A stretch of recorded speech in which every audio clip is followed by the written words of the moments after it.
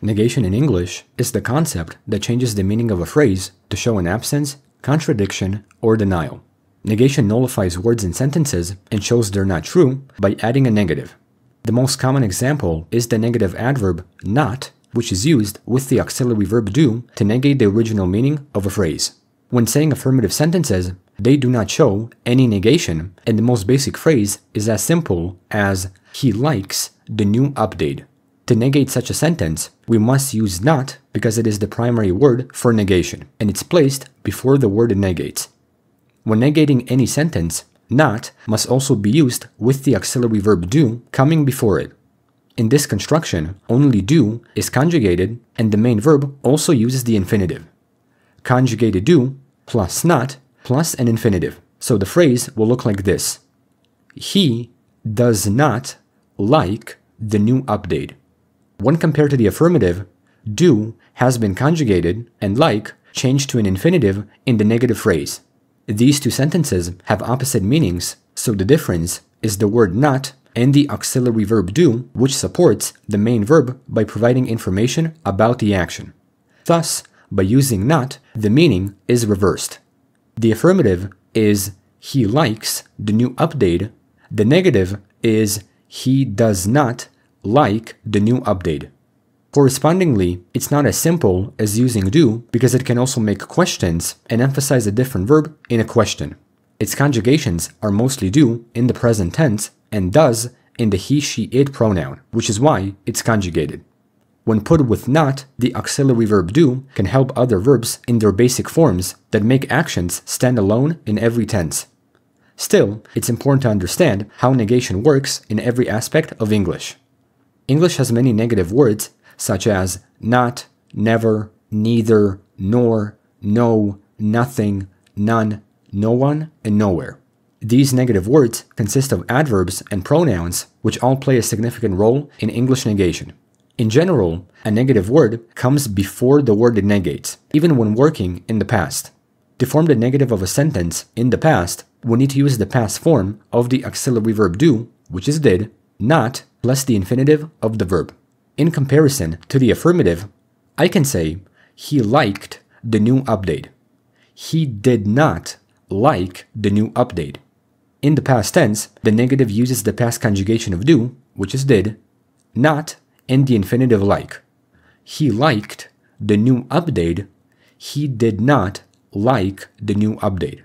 When using the right type of negative to modify any word, negative adverbs negate verbs, adjectives, and other adverbs, which are very common with not, both in the present and past.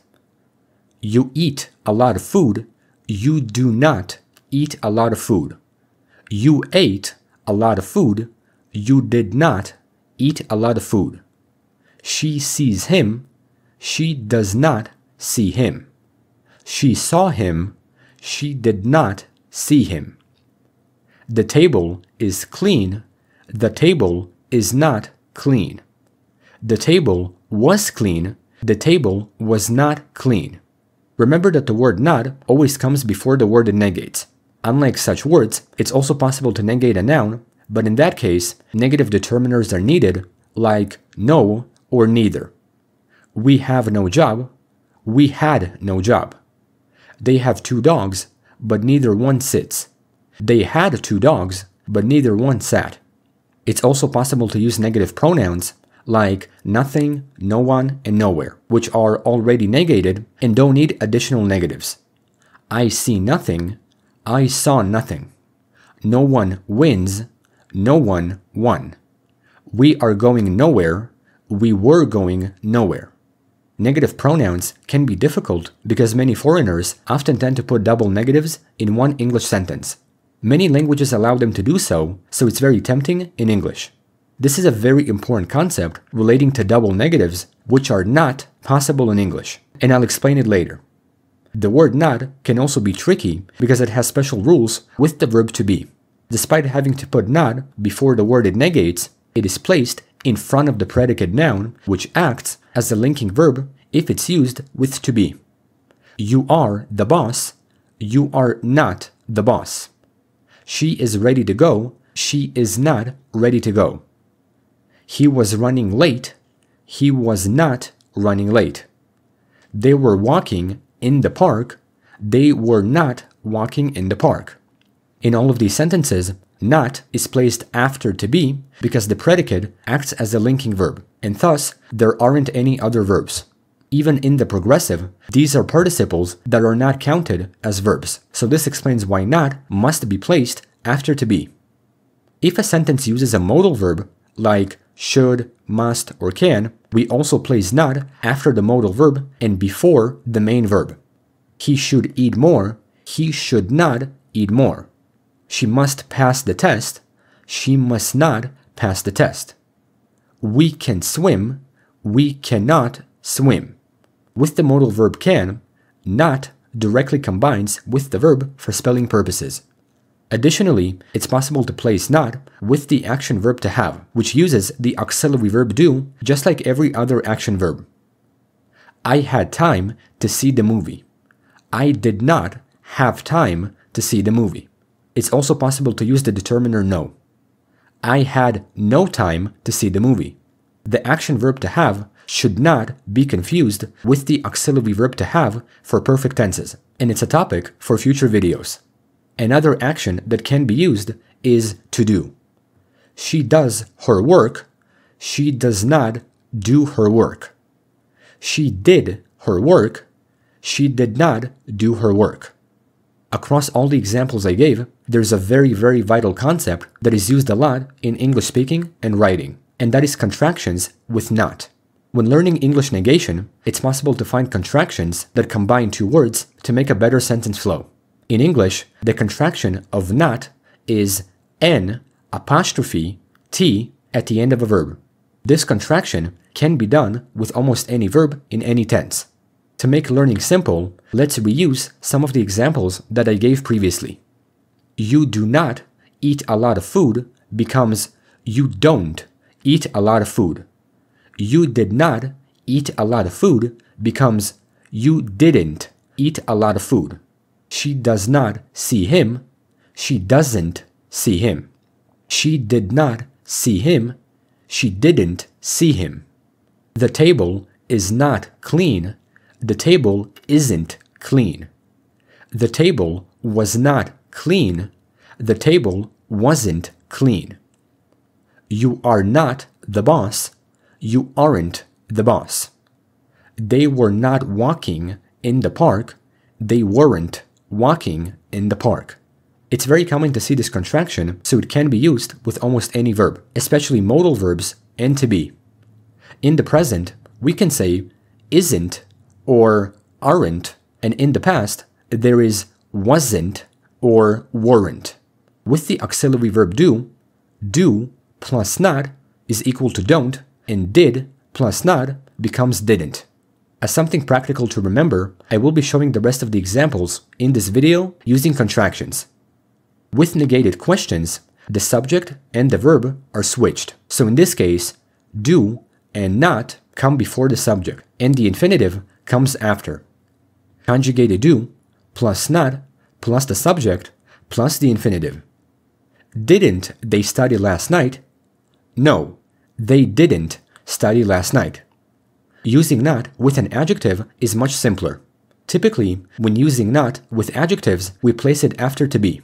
But when an adjective is negated, placing it before a noun doesn't work grammatically. In other words, saying the not smart professor is incorrect. Instead, we say the professor is not smart.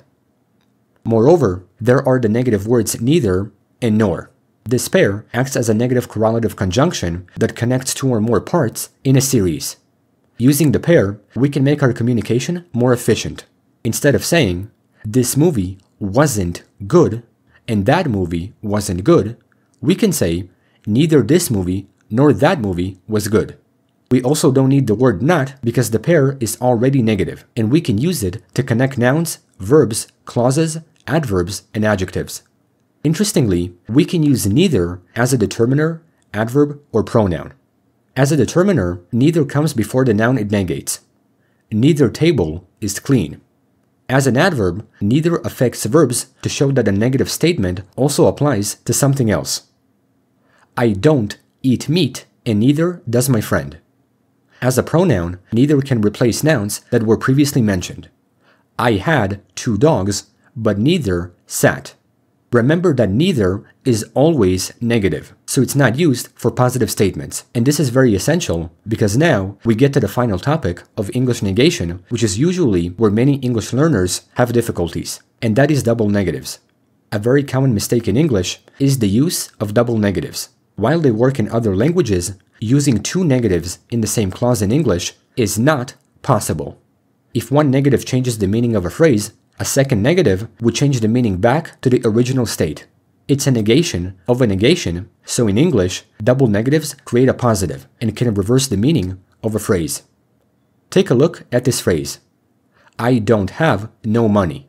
This sentence really means I have money, but to show the lack of money, only one negative is needed. If you want to talk about a lack of money, use only one of the negatives. I don't have money, or I have no money. Double negation is especially problematic for negative adverbs like hardly because these words are used incorrectly with negatives, which changes their meaning.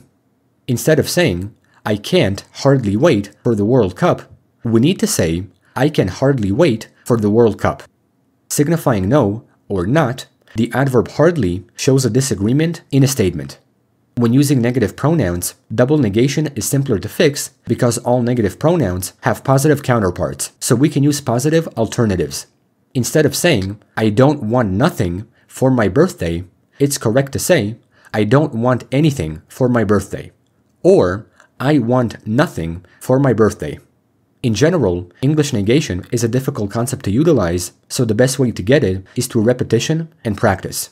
Once you pick up the idea, the rest will be easier to follow.